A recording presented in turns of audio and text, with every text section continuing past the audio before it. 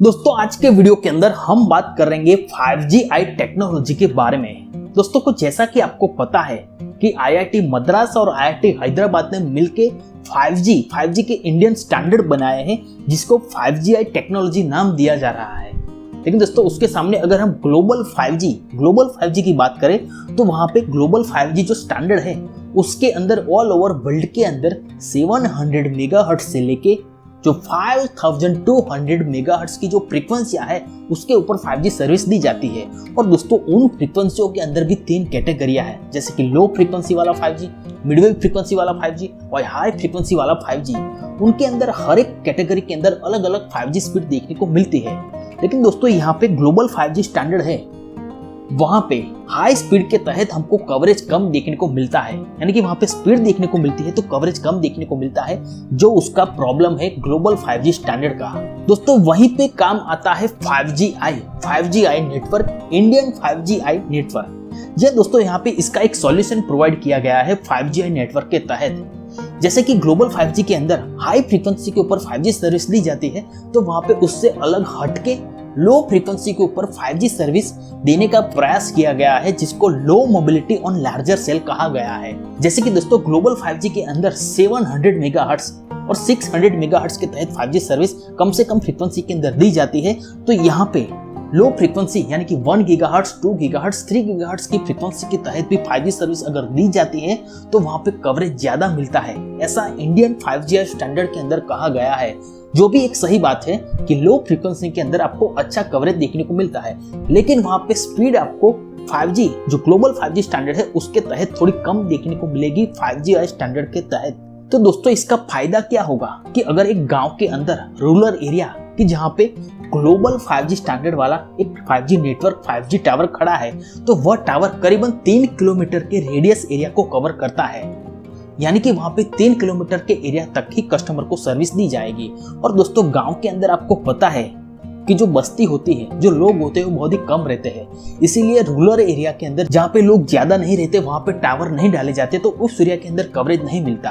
और दोस्तों जो टेलीकॉम कंपनियां हैं अगर उनके टावर के तहत 300 कस्टमर नहीं मिल रहे होते, मिनिमम 300 कस्टमर नहीं होते, तो उस टावर को बंद कर देती है। जो रूरल एरिया के अंदर बहुत ही इम्पॉसिबल रहता है कि रूरल एरिया के अंदर कुछ ही इलाकों के अंदर इतने ज्यादा कस्टमर होते हैं एक टेली कंपनी के तहत। तो इसीलिए रूरल एरिया के अंदर अगर ज्यादा कवरेज देना है तो वहां पे कवरेज रेंज को बढ़ाना होगा, जो पॉसिबल है 5G आई स्टैंडर्ड के तहत। 5G आई स्टैंडर्ड के तहत लो फ्रीक्वेंसी के तहत जो 5G सर्विस दी जाती है वहां पे एक टावर के अंदर करीबन 6 किलोमीटर का रेडियस का जो एरिया होता है वह कवर होता है, यानी कि जो ग्लोबल 5G स्टैंडर्ड के अंदर एक टावर 3 किलोमीटर रेडियस का एरिया कवर करता है, वहीं पे 5G आई स्टैंडर्ड के अंदर 6 किलोमीटर के रेडियस एरिया को कवर किया जाता है, तो वहां पे 5G सर्विस बढ़ जाती है, 5G कवरेज बढ़ जाता है, रेंज बढ़ जाती है। तो दोस्तों इस तरह से 5G आई टेक्नोलॉजी इंडिया का जो रूरल एरिया है वहां पे अच्छी तरह से 5G सर्विस पहुंचा पाएगी, कि जहां पे फाइबर ऑप्टिक का जो नेटवर्क होता है वो भी अच्छी तरह से नहीं पहुंचता था, ब्रॉडबैंड सर्विस नहीं पहुंच पाती, वहां पे इस तरह से 5G सर्विस अगर पहुंचाती है तो वहां पे हाई स्पीड इंटरनेट सर्विस दी जा सकती है। और दोस्तों ये इंडिया का ही प्रॉब्लम है ऐसा नहीं है, वर्ल्ड के बहुत सारे एरिया के अंदर जहां पे फाइबर नेटवर्क नहीं पहुंच पाता, जहां पे फाइबर नेटवर्क का बेस स्टेशन नहीं बनाया जा सकता, वहां पे इस तरह से 5G सर्विस दी जा सकती है।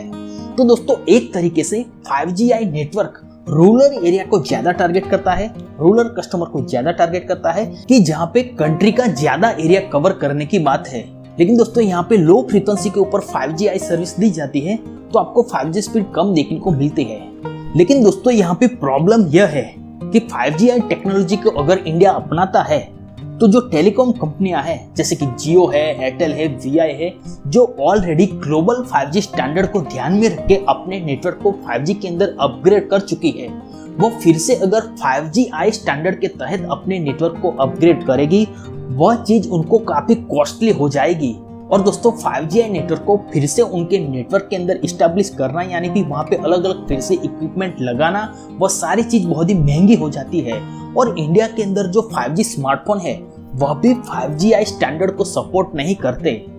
यानी कि दोस्तों 5G टेक्नोलॉजी जो अभी के जो 5G स्मार्टफोन है उन सभी को बेकार बना देती है। यानी कि टेलीकॉम कंपनियां ही नहीं जो स्मार्टफोन बनाती है उन कंपनियों को भी 5G टेक्नोलॉजी काफी महंगी रहेगी। और दोस्तों अगर इस टेक्नोलॉजी को अपना दिया जाता है तो ग्लोबली जो 5G स्टैंडर्ड है उसके साथ तालमेल नहीं बैठ पाएगा, जिसकी वजह से इंडियन कंज्यूमर जब बाहर जाएगा और बाहर का कोई कस्टमर इंडिया के अंदर आएगा तो वहां पे 5G वर्क नहीं करेगा उनके स्मार्टफोन के अंदर। और हम लोग जब फॉरेन जाएंगे तो हमको भी 5G नेटवर्क नहीं मिलेगा, क्योंकि वहां पे ग्लोबल 5G स्टैंडर्ड होंगे, वहां पे 5G स्टैंडर्ड नहीं होंगे।